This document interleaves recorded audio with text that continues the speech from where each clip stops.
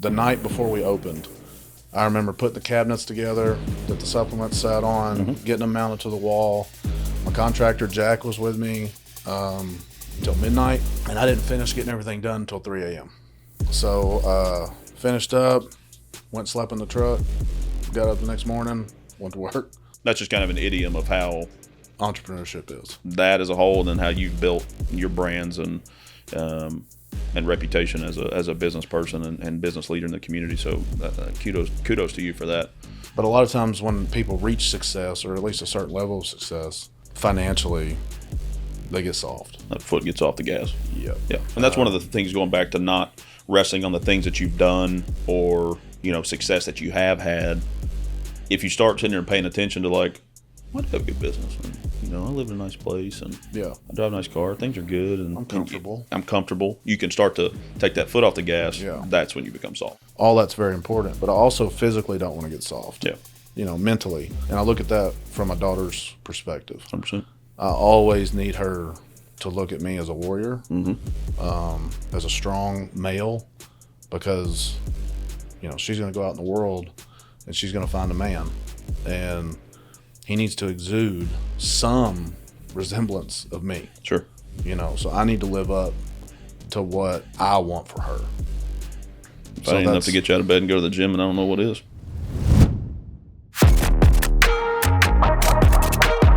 The Mark Big Show. What's up, everyone? Welcome back to the Mark Big Show. Super excited for today's guest. A guy that I know probably just about as good as anybody that I'll ever know, simply just because he's my older brother. Josh, glad to have you here. Before Josh jumps in, Josh is besides being a great big brother and always has been, he's been over the last, I'd say, 10, 12 years of his life, and he'll get into that, but a great entrepreneur, business leader in this community, grown multiple businesses, and is continuing to grow his business, his franchises, and his real estate portfolio as well. So just a super insightful guy that I hope will bring you guys a lot of value. So Josh, glad to have you here, and appreciate you not saying no for jumping on with me. Thank you. I'm very honored to be on my little brother's podcast. 100%. So for those of you that don't know, back in the day playing sports and stuff, I kind of had a big mouth on the field, on the court, all those things, and didn't really back down for much. Still don't back down for much, and my mouth is still pretty big, as you can tell. But this was kind of the main reason why. Josh was like that traditional big brother that, was just kind of standing off in the wings with his arms, folded up and crossed like he's ready to jump at any time. Fun story about that, actually. I think I was a freshman in high school. Freshman in high school, we're playing basketball against Warren Central.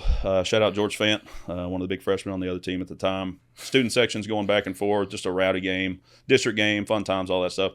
I look over, I'm standing at half court, kind of bent over, catching my breath, and Josh is getting escorted out by the police from going to the other side. So if you want to give a little insight to that story, that'd be interesting. So there was a lot of pressure on Mark as a freshman playing the varsity game, and Central was a big rival, so it was a big turnout for that game. Super populated turnout, and of course I was getting jazzed up by everybody sitting around me, but everybody was so our chant to the other team was, "He's a freshman," because he was, he'd hit shots, or he'd get a steal or something, take it down the court.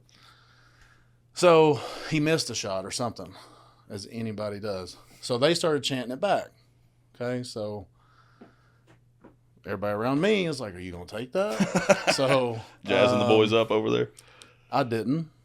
And I went to go fight the whole other preachers. Hey, so I'm just going to go fight the whole student section, and here we are. And gets escorted out by the police. I'm over there like, all right, I'll see you at the house.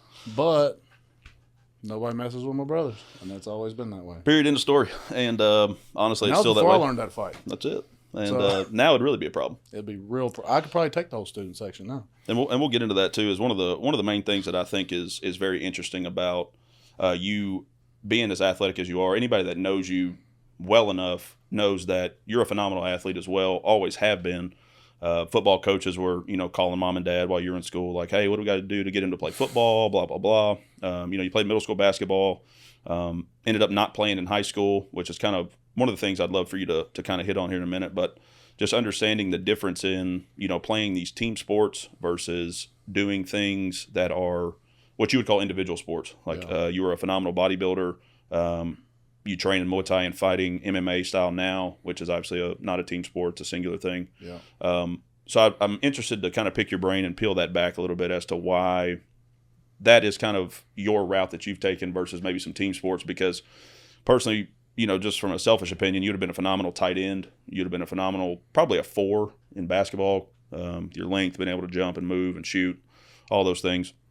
And so I'm interested to hear, like, in your mind, what do you think it was about like team sports? Because I think this will end up translating as to why you're a good entrepreneur and good person that's not necessarily just an employee, just by the way that your mind works and those sorts of things. So what do you think, like, as a 14, 15-year-old, when you were like, I'm not playing basketball anymore, what do you think that shift in your mind was? Like, what was it about that you really like gravitated towards when it comes to weightlifting and bodybuilding, which is what you were doing then? So we both grew up playing basketball and baseball, and by the time I was 14, I was totally done with baseball.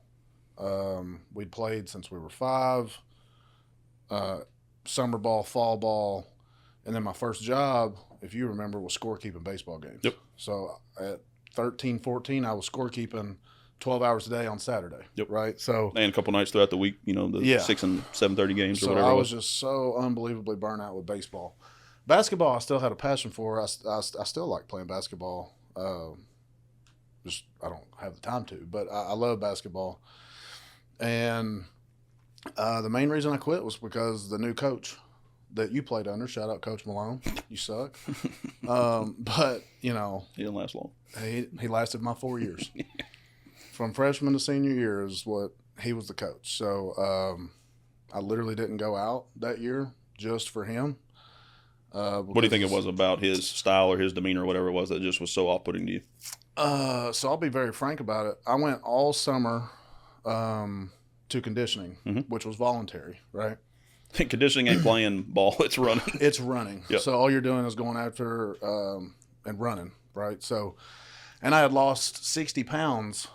I was a heavier kid, so I had lost 60 pounds in attempt to be better, right? I put forth all the effort.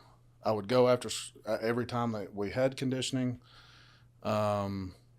And of course, none of the football kids went. They had football or whatever. Yeah, right. So one day, and it was like a couple weeks before tryouts, I had a dentist appointment. And I said, hey, I'm still going to come do, because every day we would run a mile, and then we would go do our other conditioning or practice we did. So I was like, hey, I'm still going to come run my mile, but I've got to go do a dentist appointment after. So I'm not bailing on you. I'm still going to go do this. Still going to go run. Just have to go to my dentist appointment. That's right. And obviously I told him ahead of time. His response was, okay, well, from here on out, I don't want any more excuses. Keep in mind, this was voluntary. Yep. And no one else not in seasons was conditioning. showing up. Right. But I showed up every time, lost all the weight. So I was like, okay. So 2 weeks later, whatever it was. Keep in mind, that day, they did a water balloon fight. That is what happened. So you missed out on the water balloon fight. I missed out on the water balloon fight. Unexcused. No more excuses. And 2 weeks later, tryouts came, didn't go. I still want to play for that jackass. Yep. If I'm putting forth all this effort and that's how you see it, cool. Don't need it. Yep. So I would intentionally go do my 360 windmills in the gym during PE so he could see the freshman was doing that. And I'm not on your team. Yep. Don't want to play for it. But I ain't got no excuses. No more dentist appointments coming up. No more dentist appointments. So what do you think at that point? Was it just like, look, if this is how this is going to be, I don't want to play for you, cool. What do you think pushed you into, from there, being like, all right, I'm not playing basketball, but also I'm not going to sit here and waste my time? What do you think pushed you into starting to weight train and bodybuilding and those types of things? Because that's at that point when that shift really started to happen, if I'm remembering correctly. Yeah. Because you had lost the weight, and then you were like, all right, well, basketball's over. Yep. So I was too skinny. Yeah. Right. So then I wanted to put on some muscle. And I have a very obsessive personality, as you know. So once I started doing that. A lot of successful entrepreneurs do it, by the way. That's a successful trait. Yep. So once I started doing that, I was obsessed with it. What was it about it, you think? selfishly speaking for you, knowing your personality and those types of things, I think it's one of those things from my perspective for you is I love that I can control my outcome. Everything. All my outcome and my efforts are going to be what dictates the result. 100%. I think that's just knowing your personality. I think that's part of it. Yeah. And I didn't know if there was obviously when you start to weight train and build muscle, you look better, you feel better, all those things, of course. Sure. Is there any other things mentally that come to mind for you about something to that nature? Because that's got to translate later on down the road when we get to talking about fighting and Muay Thai training and stuff like that. Yeah. Same thing. Your training and efforts are going to dictate how successful or not you are. Is there any 100%. piece of that isn't missing? I would say that's probably the beginning of what would start the entrepreneurial process. Mm-hmm. Because at that point I've become obsessed and not unhealthy obsessed, but when you have a goal, you do everything you can to strive to achieve that goal. And especially if you don't have anybody else on your team to help pick up slack, it's all you. Yep. And I'm the type of person, as you know, that I'd rather bet on myself. Yep. Which is really hard in a team sports setting at times, or it can be, personally speaking, is, I control my effort when it comes to basketball or baseball. I'm putting in the extra, reps. I'm doing the extra work and all that. And I'm going to be the best that I can be, but I can't control what my other boys are going to do. Are they going to do that? And even if they do put forth their best effort, are we still going to go out and get shellacked by 20 points? Right. In basketball, that was the case. Right. Which is one of the reasons why, I hung up basketball after my sophomore year. Coach Malone was my coach my freshman year. That was his last year. Yeah. Coach Simpson took over, which I truly think, looking back, if Simpson took over, Coach Turley was my sophomore year. And then that was my last season playing. He was only there for that year. Coach Simpson took over when I was a junior. And I truly think if Simpson got the job when I was a sophomore, I would have kept playing. Because he and I formed a great bond and all that. But it worked out the way that it should have for me. Sure. But those boys were going out there after I quit, just getting waxed every game. They were playing hard. Those boys tried hard in practice. And they had a ton of talent. But they were getting waxed every game. And so it's in a team setting, it can be difficult, even though you're controlling what you can control. Your team may suck. Yeah. So, Which, small segue, but I really hated that you gave up basketball. Yeah. I was so burnt out with baseball, but I loved watching you play basketball. Yeah. That was a lot of fun to watch. I think truly that is where my athleticism that I had and skill set and tenacity and toughness, that's where it was actually shown was there. Yeah. And I loved it, to be 100% honest with you, because you could talk the most shit that you possibly could, and it didn't matter. Nope. There's fans yelling, everybody's yelling, running back and forth. It's fast paced. You can talk all the trash you want. Nobody's hearing it. Yep. Unless you, get an earshot of a ref, slam a ball or two, which I've done before, get some technicals, that type of thing. But that's where the true competitor in me was truly shown. The problem was I was just better at baseball than basketball. And it obviously worked out. It did. But I think about it all the time. I don't have a regret because, playing basketball, going through conditioning, I was running all my weight off every single year. Yeah. By the time I was ready to be a draft pick, I really needed to beef up 20, 30 pounds. True. Took those last two falls and winters of my junior and senior year and did that. So it worked out. True. But it was a hard thing to do. But as you start to train, you start to bodybuild. Excuse me, who did you look to at the time? I know the answer, but I'm interested to see if you recall. When we're upstairs at the house and you got the bench press in the room upstairs and we're got the boom box going and Disturbed's playing and we're doing incline press and all this stuff. Yeah. You got 6,000 pounds on there and you're like, hey, come here, spot me. My thought is if you can't lift it up, what am I going to do? I'm supposed to curl this, 500 pounds. If you can't press it off your chest, we're in trouble. I weigh 100. Yeah. So that was always interesting. But who did you look to? Who was in the bodybuilding world, your guy, as you were coming through that age, as a teenager and going into starting to add some real muscle? Actually, I don't know if it's who you think it is. Marcus Rule. That's one. I'm going to get back to it in just a second. But one of the coolest things was to watch you as an 8th grader pick the ball from the point guard, take it down and dunk. Yeah. That was hype as shit. The problem is that team we had 4 guys on it that were 6'1" or 6'2", which feels gigantic in middle school. Yeah. And we played a 1-3-1. And so when we put our arms out this way, we touched sideline to sideline. So teams could not get across half court. Nope. And that kid, he's from Barron County. I don't know if he was 5'5" at the time, bless his heart. Poor fellow. He tried to throw around, it just worked out. It was really cool. And I told Coach Hunt before the game, I was like, if we're up big in the third quarter and I get a breakaway, I'm going to dunk this thing. Mm-hmm. And he was like, all right, but if you do it, you're not playing the rest of the game. I was like, that's fine. What do you say? You better be up by 20? Yeah. Yeah. And he said, you're coming out the rest of the game if you miss it. And I think you were. Yeah, we were up like 30. And I was like, well, here it comes. And I didn't miss it. So Yeah, it was. I told him that after the game too. But cool shit. that's I do miss, and honestly, that's how I tore my ACL playing basketball after baseball was over. Is playing basketball. I loved basketball. Injury prone. Yeah, it's just not worth it to this day. No. At this point in time, but Everybody I know with knee surgeries plays basketball. it's terrible. And it was also on a fluke thing. Going up for a layup. Guy didn't even touch me. I was just trying to go around him, landed, see you. You know what I mean? Every time. It's the worst. So I missed playing basketball those last years, especially because those are the guys that I went to battle with from 7th grade all the way through, and then they're out there still grinding and just, which we still would have sucked if I was playing too. Like we still would have got beat, but at least I'd have been out there with them. So it was tough for me to even go to the games, to be honest, just because I missed it so bad.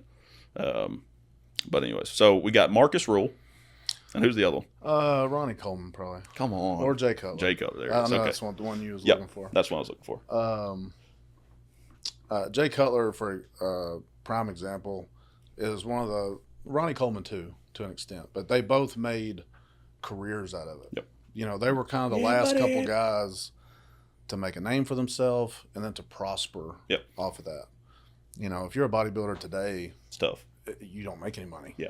And that's You compete, you look good, you win the trophies or the medals or whatever, but there's not like a career in it. hell no. You sacrifice all this money on food, Supplements. drugs, all of it that goes into it. Yep. Whatever they pay you is not even enough to replace what you just spent. So there's no end game in that. No. But at the time, do you think you were looking at that as this is a career path for me, or these guys are just inspirations because I would like to achieve and compete at these types of levels? To be honest with you, I hated the actual competition of it. Like getting on stage and flexing part of it? Yeah. Okay. I hated that. For what reason? I don't like the spotlight. Yeah. I don't like people looking at me. Truly, that's one of the things that it didn't shock me because it's one of those deals where you literally busted your ass in the quiet, in the gym, away from anybody looking for so long to look this way. Yeah. That was before social media. So really. exactly. So it's almost like I'm going to compete and show this other guy that I outworked him is more so than, hey, I'm going to get up here and I want you to look at me. Yeah. That's one of the things. But it shocked me that you would get on stage for that reason because I know you're not that person. Yeah. I hated everything about that day. Yep. I hated traveling. Because by that time you felt like trash. Shit. Yeah. You feel like shit. Yep. You're actually the weakest at that point. Most people don't know that, I don't think, unless they have someone that they know that's in the fitness industry. You look the best, but you're physically the weakest. You're depleted. that You have you no can water imagine. on you, all that stuff. No, you've went through this 16, 20-week prep. I remember one time you took a microwave that plugged up in the hotel. It was like cooking potatoes in the middle of the night and stuff. Terrible. It's just terrible. Just waking up at 2 and 4 a.m. microwaving potatoes. I'm not going to lie to you. I'd rather sleep in a Motel 6 in Clinton, Iowa, which I've actually done in the minor leagues. Dale than Yates, I do love that. you. Thank you for getting up and doing that with Shout me. out Papa Dale. my Shout man. out Pop Dale. Happy birthday, by the way. Yep. But it's just, it's such a tedious and like one day can ruin your whole 20-week prep. Yep. If you don't dial it in perfect, you can get up there and look 5% worse, which means the difference in Winning and losing or first and fourth. That's right. And then even if you do look dialed in, which happened to me at one show, I went up against Cade Zook, which was a very popular bodybuilder as of the last 5 years. And they just liked his look better. But he texted me after the show and told me that I should have won. Yep. So, it's also very subjective, Yep. not objective. That's tough. So, Because you have judges that are humans yeah. that have relationships behind the scenes that like this guy and don't like his gym and don't like that and whatever. Or there's politics. Oh, you know, 100%. They go to his gym, Yep. or this is his athlete that Oh, he 100%. coached into this show. 100%. There's that in pro baseball too. I mean, I Right. can think of coordinators that made decisions that their kids were playing in professional baseball, getting paid to play. They're getting promoted in front of guys that are 10 times better, perform better, their numbers are better. But, dad's the such and such coordinator. Yeah. So he's gonna keep getting his spot in the lineup that day and that type LeBron of deal. James dictated his son getting drafted. That's what I'm saying. So like those things push into more areas than people care to realize. Yeah. Which is probably like in team sports, you win and you lose. You score more runs, you score more points, whatever. But like with something like that, where it's all in the hands of this panel of judges, that would be so tough. And the amount of sacrifice that goes into it, a lot of people don't know. No. I mean, you know, I wouldn't know if it wasn't for you being so heavily involved in it. But I mean, you don't put one bite of a food in your mouth for 16 weeks that you're not supposed to. You know, it's also why I'm not a bodybuilder. Just my FYI. cardio sessions would be 2 hours a day, Yep. every day, on very limited calories, and this is for like 4 months straight. You know, and you do all this, you sacrifice. You know, I tried to still go out and like not miss family outings because that stuff's important. 100%. But a lot of people can't. Yeah. So they miss family outings. They miss time with their family. They're snappier, so they're not nice to their family. You know, they're sacrificing all these relationships just to be on that stage. It's tough. And if you go up there and you get screwed over out of a placing, like, it's a big deal. It is. Because that whole prep time, all those things you missed or didn't eat or whatever, essentially for nothing. You still look great. You still achieved something, but it's got to be tough to process that. So as you're going through that, is that what led you, the passion for doing that? Is that what you would say led you to opening the type of businesses that you've opened, like that love and that passion?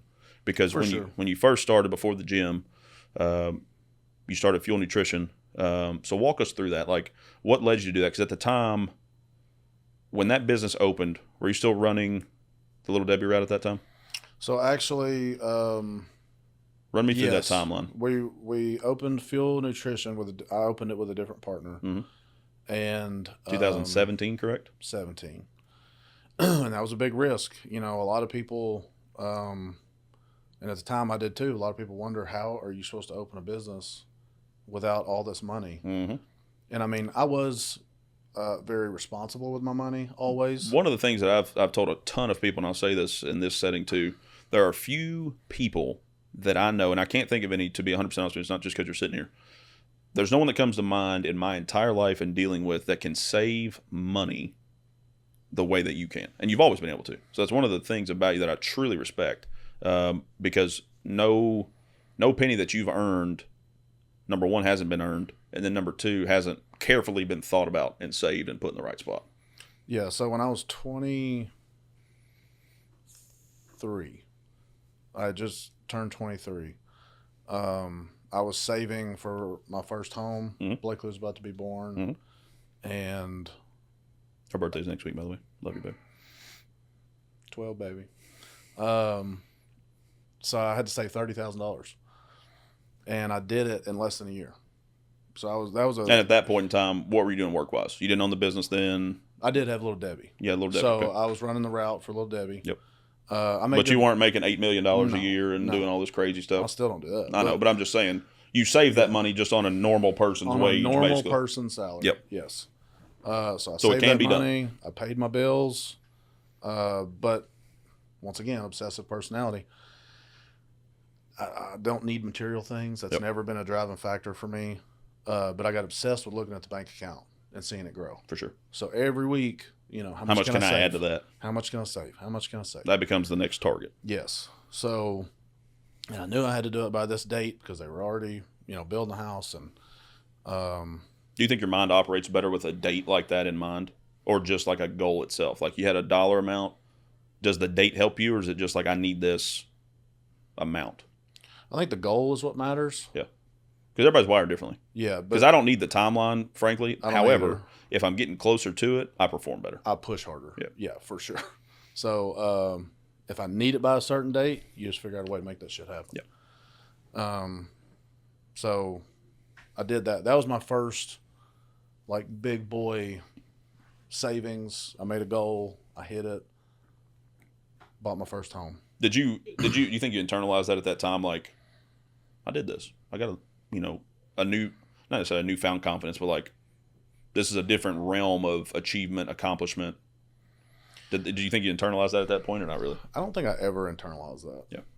There's somebody sent me a video the other day that was they were talking to Hermosi, and they told him, at some point in your life, you've already accomplished things that you said would make you happy then.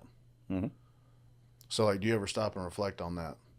I don't know that I've ever set any like material goal or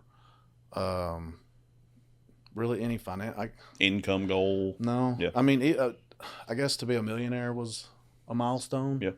But like I still don't think about it. No. Because I mean, truly, that even, and a lot of people don't understand that don't either. Mean shit. It don't mean you got $1 million in the bank. No. It means when you put your stuff on paper, that's what the bottom line is after what you own versus what you owe, which is great. It's a great place to be in. Sure. And a lot of people never achieve that, so it's a phenomenal accomplishment. But a lot of people think it means you got $1 million in cash in the bank. That ain't the case. Not it. Not the case. No. So at that point, you're like, all right, we've accomplished this. What led you to open that business? So I did want to do something in the fitness industry because I was passionate about it, but I knew there was no money in bodybuilding. Right. And when did you make that rationalization, you think? Right before I opened Field Nutrition. Gotcha. That's when I quit bodybuilding. I was like, there's no future in this. You still obviously work out and train, obviously, but you just stopped the competitive bodybuilding. Yeah. So there's no future. There's no money to be made, and I don't like doing it. I liked having a goal. Of course. Once again, so that was gives you something every day to be striving toward. That was the motivating factor there. But then, like, my workouts got stale because I didn't have that goal. I feel that. And so I started hitting the punching bag. And that's when I met Tony Johnson, which at the time I didn't know who that was. Yeah. If you don't know who it is, go look him up. He's fought a lot of big name fighters. And knocked a lot of them out. Knocked some teeth out. And I met him at one of our mutual friends' bakeries. I was going in to drop her off food. And he was like, yeah, Angie was telling me about you hitting the bag and stuff. I was like, yeah, I mean, I ain't got no training, but I was just punching his bag. Yeah, I'd rather do that than the stair climber. And he was like, well, we do sparring every Sunday at National MMA. You should come down. I was like, okay, I don't shy down from any challenge. No. So I go down there, and I'll never forget. Before I went, I told Derek Overstreet, who was fighting at the time here locally. I told him that I was going to go down and spar with Tony. He's like, I wouldn't do that. Them hands are heavy. Yeah. He's like, he about kicked my leg off when I went down there. I was like, okay, no big deal. So I went, and he politely beat the shit out of me. And respectfully dapped you up after all that. Respectfully, yeah. That's still the one thing this day I can't get over. Just as a competitor, I know it's a respect thing, so don't hit me with that. But like, these guys will go just beat the piss out of each other. Bloody, broken bones, eye sockets just gone, all those things. And then they just dap each other up, give each other hugs and kisses on the cheek after. I don't understand that. So, I never will. That's the thing. Like you was talking about your brothers playing basketball. Yep. It's a brotherhood. Yeah, but I'm trying to knock you out. Yeah, but there is no greater bond than when you're bleeding with somebody. Because look, I respect it. My mind can't get there. You were laying it all out. No, agreed. With them, and I know it's a respect thing. Oh yeah, I get that. Oh yeah, and I don't know that mentally as myself I could get there. I guess I could. But it's all respect because you're causing physical harm to each other. Absolutely. And another man that's willing to stand there and take it from you and give it back. Just equal lunatics out here, just beating the hell out of each other. You got to be a little nuts. A little nuts. But I think, honestly, segue into business talk. You got to be halfway nuts to be a true entrepreneur as well. Absolutely. Because some of the stuff that you deal with, put up with, don't make no sense. No sense. So anyways, you go down there and he respectfully beats the hell out of you. And you loved it, obviously. He beat the hell out of me. And first time he hit me, he said he knew the sport was for me because I smiled. So I guess that's a response you got to have. But you got to be a little nuts. And, that's where the martial arts passion started. Yep. But going was back that roughly the same time? As Field Nutrition? Yeah. When was that first time you went to Nashville? Okay. Yeah, roughly. It's been a while. Yeah. So when I started Field Nutrition, Jonathan, our little brother, took over the Little Debbie route. Mm-hmm. I split my income in half and went to go try to make something out of a business. Going back to being halfway nuts, I mean, the practical thing on paper, the safe thing. Yeah. That doesn't make sense. That's not it. That doesn't make sense. And I am thankful that because a lot of parents that aren't entrepreneurs really discourage that of their children. Certainly. Because it's not safe. That's not what they know. It's not what they're accustomed to. No. And, but you know what you're going to get when you show up to work every day. Mm-hmm. I make this much per hour. I work this many hours. I'm going to take this much home. Mm-hmm. That is not entrepreneurship. at all. Yeah, they're the only people that are willing to work 80 hours a week to not work 40 for somebody else. That's it. And potentially make less money. And I mean, at start for sure. Oh, make for less sure. money. Because the whole first year I worked 7 days a week, every hour we were open because I couldn't afford staff. Correct. As a single dad, and no money was to be made. $0. Breaking even was good to start. Breaking even was good for a year. Yep. So, But going back to you being able to save money, you had some sort of type of nest egg to help, number one, start, because a lot of people don't know the startup costs involved. If you're going to rent a place, I hit on this in one of the other episodes, like some of the things you got to consider beforehand that a lot of people don't, added expenses, building out a space, the rent itself, stuff that's got to go in there. For you, it's product because you're a product-based business. Right. How much that is to put the stuff on the shelf. If you're cooking meals, how much that food costs, the bowls, the plate, all those things.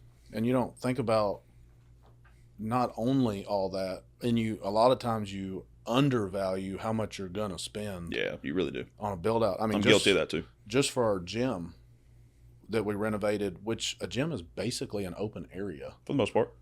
Yep. We spent $500,000. Yep. Just renovating it.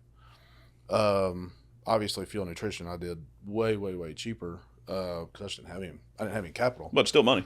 It's still money. I had $20,000. That's what I had, and that's what I started Fuel Nutrition with. I had a banker that wanted me to give him my 20 to loan me 20 so I could pay the bank interest on my 20. Makes sense. So you'll also find a lot of people along the way that are going to screw you. Mm-hmm.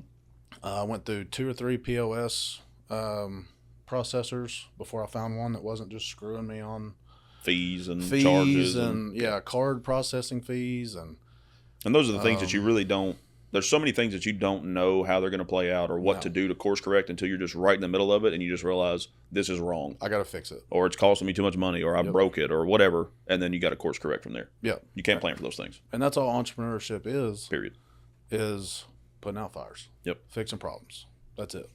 And like you don't look at the good in your business. No, you never do. Because you get all the big problems. Which is one of the reasons I think athletes, whether or not it's an individual type sport like bodybuilding or fighting or something like that, or even team sports, like good, successful athletes, I think have it may not be natural, but it's a innate sense of I can't sit here and pause on the things that are good or the things that I've done right to get here because I have to keep going and keep growing, keep developing. I think that's a key like transitional thing for people that were athletes at one point into entrepreneurship that really can help you achieve some success is because, a lot of people just naturally be like, well, I did this and they rest on that. Yeah. Well, in entrepreneurship, you can't do that for very long because the business is open the next day. You got new customers to service. You got new clients you got to go get, all these things. So you cannot really rest on what you've done. No, you're either growing or declining. Period. And there is no static. There's no stagnation. No. No, there is no static. And one of the things you learn being an athlete is how to work hard. Correct. How to sacrifice. Without somebody sitting there and patting you on the back and saying good job and keep on going and all that stuff. How to, delayed gratification. Yep. You work years to win that championship or, that belt or whatever it is. And those are great lessons to take into entrepreneurship because when you go work, you got to put the effort in. You got to figure out the issues. You got to figure out the best path forward. And the delayed gratification is the money. Because it's going to come later, not sooner. Yep. And one of my favorite things about I love Gary Vee, and one of the favorite kind of idioms that he uses is like you have to be in love with the process. Yeah, 100%. You can't be in love with the stuff that comes from the process. And I think that's one of the key things that society in general and entrepreneurs, especially ones that fail early, get backwards. Yeah. They just want the stuff that comes from being a successful business owner or whatever because it's money, it's status, it's I can buy this or do that, as opposed to being in love with that grind and that process, which look at Kobe Bryant and all his videos. He loved getting up at 4 a.m. and knowing he was putting shots up when nobody else was. So that when he went out on a Friday night in Staples Center, he was going to bust your ass and loved every second of it. But he also loved equally. Take pride in it. After everybody went home, he missed 2 free throws. He's like, well, all right, I'm gonna shoot 200 free throws next. I ain't gonna miss them 2 next time. Right. Those types of things are what separates the greats, in my opinion. What you do in the dark. That's it. Is what people see. Which is why I truly think for you specifically, being someone that had success in bodybuilding, and loved to train and do those types of things, and something that you were in control of, is why I think you've been able to achieve the levels of success that you've had, not only because of that, but I think it's some of the key traits that translate for you. Yeah. Because a lot of people can't do that and they can't make that connection. And that's where they really can crash and burn. Yeah. So when you started the business in Portland, Tennessee, you moved it back up to Bowling Green. When was that? 19? Yes. I remember we were moving refrigerators stuff on Christmas Eve. Christmas one Eve. year. Yeah. To go into the new spot over there. 19 maybe? It's before COVID. Yes. It was like January 19th. So was it at a point where you felt like you had expanded the brand enough at that point to where it would make sense to move back into Bowling Green? Because that was kind of it was a bigger space, if I remember, and a build out, and these types of things. So like, what led you to come bring that back here? So I met my wife. So 3 weeks into dating, we took on a loan together, and we bought out my other partner. So it was just us. We started cooking the food ourselves. You know. And yeah, it sounds nuts. On paper, it sounds nuts. On paper, it sounds insane. Her parents cried. That's okay. It worked out. Yep, it has. She had just graduated college. So she was like, fuck it, I ain't got nothing to lose. What are you probably doing with this jackass here? Yeah. No college degree. Just out here trying to make it. And 3 weeks in, we took it over. We started cooking. Neither one of us had ever cooked commercially before. Right. For other people to consume. Definitely not that. We'd cooked our own food, right? But it was super bland. It's just enough to get in your body. You leave hamburger meat sitting out on the stove at the house for like 3 days. Just come back and just eat it. Yep. Whatever. The first time she come over to the house. Fuel Nutrition does not do that, by the way. We do not. It is immediately cooled. First time she come over to the house, she had her Tupperware, which I'm obviously accustomed to. She didn't put it in the microwave. She just ate it. Just ate it. I was like, hey, there's a microwave right there. Were you a little freaked out? She was like, point? no, it's fine. I was like, okay, this is the same woman that cooks all this amazing shit now. That makes no sense. Nope. But she found that she had a passion for it. Or not necessarily a passion for it, but she's really good at it. Yeah. And we knew there was a niche. So once we took over the cooking part of it, it started to take off. Yeah. So it actually started to make a little bit of money. We still didn't pay ourselves for 6 months. So she slept on the floor in my rental house because she didn't want to move in with me that quick. Sure. So slept on the floor in my rental house while we're working 12, 15-hour days in Portland, Tennessee, just trying to save up enough money to come back to Bowling Green just because it's a better market. Sure. This is more opportunity. Yeah, a lot more opportunity here. And people knew who I was here. Yeah. So I had a little bit of brand recognition. That's what I was about to say. The cool thing, too, is that you had built so when you came here, it wasn't like Fuel Nutrition was a brand new business. It had already had 2 years of existence, had some success and that kind of thing. Plus, with your character reputation around adding that to the brand, you really had something that could be a benefit to the community. Yeah. And the first, we worked on the build out for, I think it was 2 months. And then we were literally the night before we opened. I remember putting the cabinets together that the supplements sat on, getting them mounted to the wall. My contractor, Jack, was with me till midnight. And I didn't finish getting everything done until 3 a.m. So finished up, went slept in the truck, got up the next morning, went to work. It's awesome. So that's one of those, like... That's just kind of an idiom of how... entrepreneurship is. That as a whole, and then how you've built your brands and reputation as a business person and business leader in the community. So kudos to you for that.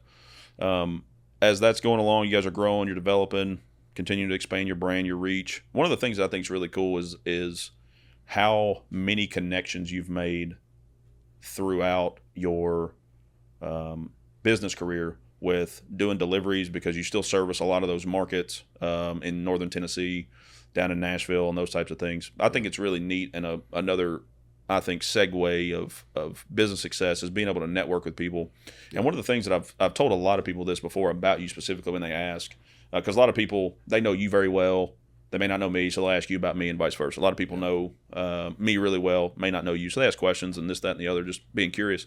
And one of the things that I've always said about you is you have an innate ability to figure it out. You may not know, like, right offhand what the textbook answer is to this problem or this whatever, but you have the ability to just figure it out. And I think that's one of the things, in my opinion, just outside looking in, that's really carried and helped you get to this point in your career, is that you're not scared of a problem. You're not backing down from anything, and whatever problem arises, you'll figure it out. Yeah. And I truly think that is one thing that a good business leader, a good person, a good, husband, a good father really have to have. Yeah. You got to be able to problem solve. 100%. And I think it's really cool that's one of the key qualities that you have. And I think people feed off of that and people gravitate to that. And so it's been really cool to see a lot of the connections that you've made as your business has grown, but also as you service these different areas. And just, you'll talk about this buddy that you've got down here that's doing this and that. And I just think that is such a cool thing that a lot of people, and I get to do that in some sense, but a lot of what I do is centrally located in this office. And so it's the connections that I make coming in and out of here. Yeah. But with you kind of going out and about and going into different areas and different markets, I think that's just a really cool thing that you've been able to do is make those connections. Yeah, that's one of the things I don't really reflect on enough either. I'm guilty about not really being in the moment. Yeah. I'm more like, what do I got to do for tomorrow? 100%. Well, just to keep the wheels in a grinding. sense, you have to be. You have to be. But, but I have a lot of cool, and I'm very blessed for that, but I have a lot of cool people in various different aspects of life. For sure. Financial, MMA, music, it's just, that's been a big blessing for me. But I think part of that too is going back to your branding and reputation that you've created for yourself, you and Katie, is that a lot of people if they don't know you and they first see you, obviously they're intimidated because you're a big guy. But the second that they talk to you, sit down with you, have a conversation, he's like, that dude's such an easy guy to talk to. He's just a gentle giant. I'm like, absolutely. And that's one of the cool things that I think hopefully people will take from this in this type of setting is understanding that, yeah, you're a big guy, you're strong, you fight, all those things, but there's a good person behind that. And that's really the key as to why you've been able to do what you've been able to do, in my opinion. A little biased, but just I think fact part of the matter. of being, Jordan Peterson talks about it all the time. If you're not capable of violence, that doesn't make you good. It just makes you weak. Mm-hmm. So what makes you good is being capable of great violence and voluntarily keeping that under control and being good to people. You don't have to exercise that on anyone. Nope. When you're actually good and live by the moral code, people can sense it. Yeah, and I think that's what gravitates people, and especially in a community like ours, to businesses like that is if there's a good person behind it, they're doing the right things, they're trying hard, they're doing good things with their money, those types of things. I really think people gravitate towards that because we're all seeking a sense of community, right? And I think that's a beautiful thing about the brands that you've created is just creating that sense of community. When I go to the gym now, there's, the same people in there talking and chatting it up and talking about this and that. And it's cool to see like a community being built under a roof that you and Katie have provided for them. So, well, that's everything. Because outside of that, what do you have? What do you have? Yeah. What would you say is your favorite thing about being an entrepreneur? If you had to pinpoint one thing. It's probably the worst part and the best part is all the problems, right? So you don't have a boring job. Nope. It's definitely not boring. Nope. So if it is boring, you feel like something's about to go tremendously wrong. Oh yeah, there's a hurricane about to hit. Yep. But every day's different. There's always a new challenge. I enjoy challenges. For myself, I always need a physical challenge and a business challenge. So I always have to keep both of those going. That was keeping your mind sharp. Yes, and my body sharp. I don't ever want to be soft. Mm-hmm. That's a fear of mine. Sure. I don't ever want to be soft. So, but a lot of times when people reach success, or at least a certain level of success, financially, they get soft. That foot gets off the gas. Yep. Yeah. And that's one of the things going back to not resting on the things that you've done or, success that you have had. If you start sitting there and paying attention to like, well, I do have a good business and, I live in a nice place and I drive a nice car. Things are good. And I'm comfortable. I'm comfortable. You can start to take that foot off the gas. Yeah. That's when you become soft. I'm going to go enjoy this vacation that I probably shouldn't take. Yep. Or not go to work today when I probably should. Yep. Those types I know of there's things. things I need to get done, but I'm going to stay in bed. They start to snowball. Yeah. So routines and all that's very important. But I also physically don't want to get soft. Yeah. Mentally. And I look at that from my daughter's perspective. 100%. I always need her to look at me as a warrior, Mm-hmm. as a strong male, because, she's going to go out in the world and she's going to find a man, and he needs to exude some resemblance of me. Sure. So I need to live up to what I want for her. If I ain't enough to get you out of bed and go to the gym, and I don't know what is. Yeah. I've never looked at it That from that should perspective. smack you in the face if you're listening to this. It does. If you ain't. It does. I mean, got a truly, daughter. I've been in the same boat from a workout standpoint. Like, professional athlete, I got a goal. I'm shooting for this. I got to get on the field and compete. Blah blah blah. When that's over, how do you find that motivation in the gym? Right. And there's times that we go through it, where the workouts are stale, or you're just in the same rut or whatever. And that's usually when I'm calling you, like, hey, what do I need to do? Need to switch this up. Need to get my body needs to be shocked, or whatever it is. Goal. Because you have to continue to be working towards something, or you're working towards nothing. Is the way I look at it. And you're spinning your wheels. Cool. Are there any final thoughts that you may have about just anything that we've talked about today, like that comes to mind that we haven't hit on from being an athlete in a kind of a singular type sport, bodybuilding, fighting, those types of things that kind of translates into life for you and business and the things that you're doing now that we haven't hit on? I'd like to talk to like the younger generation. Like if you're playing sports right now, everybody's so soft. They're offended by everything. Employees don't want to work. Yep. They expect you to pay them all this money to just show up. They're on their cell phone all the time. 8th place trophies. Yes. And I tell my daughter this all the time. If you just go and do one thing that they didn't ask you to do at work, you're going to climb the ladder way faster than anybody else. So, and that works in life, work, whatever. All of it. So if you are playing sports or you're taking martial arts or whatever that is, take all those lessons that you're learning, apply them to the workforce or entrepreneurship, and you're going to blow past everybody that is your age that's just not willing to do it. Yeah. Dana White has a video that's out that I'm sure you've seen too, but he's talking about everybody being so soft, and if you will just show up and do the right things and just work hard, you're going to beat 90% of people. And then at that point, you're competing with 10% of people, and there's enough for everyone. Right. You can compete with those people and get along in the same arenas, and still both of you have whatever you want. Absolutely. And if you have a passion, I don't know that it's the best to always make it your job. Sure. But doesn't necessarily hurt to go for it and try it. Right. It doesn't hurt. Because if it is something like in your area that you have passion about, it's easier for you on those days that suck, that you just been punched in the teeth and punched in the mouth over and over again, whether it be this breaking or that breaking, money not coming in, whatever, this bill's more than what you thought it was. Makes it easier to get up and go. For sure. Still grind if you do have some passion for it. Yeah. And like martial arts, like I said, I love teaching. I didn't think I would, but I do. So even when I've had a bad day and I go in, we've got a great group of people. And when I go in and I teach, it puts a smile on my face. Yeah. Seeing people progress and grow as humans, and it's really rewarding. So hopefully that provides some value for you guys, and you learned something today that you can take with you. I want to say thank you for joining me. Probably won't be the last time, but I look up to you, I respect you, and I love you, and I'm proud of you, and thank you for all that you do for me and my family, and this won't be the last time. Well, I love you to death, and thank you for having me on. And love you, bro. No closer brothers than us, I'll tell you that.